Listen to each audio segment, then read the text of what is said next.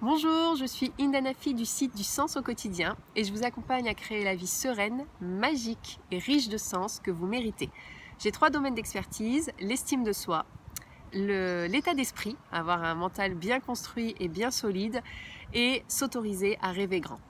Alors j'aimerais faire une petite capsule sur bien choisir son environnement.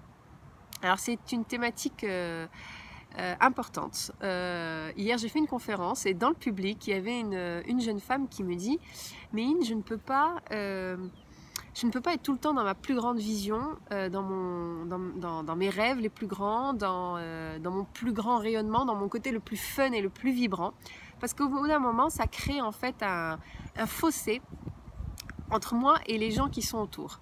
Donc quelque part derrière ça, il y a cette peur d'être rejetée, d'être pointée du doigt, d'être mise sur le côté, ou voilà. Et du coup, son mode de fonctionnement à elle, ça a été de réduire cette vibration, de se faire toute petite, de s'adapter et de se remettre en fait dans le moule et avec les autres personnes.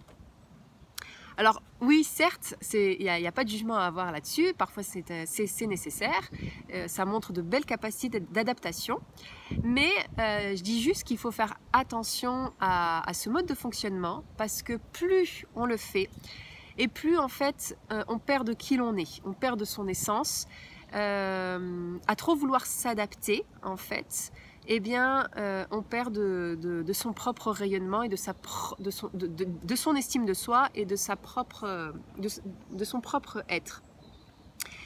Donc c'est super important de faire attention à votre environnement.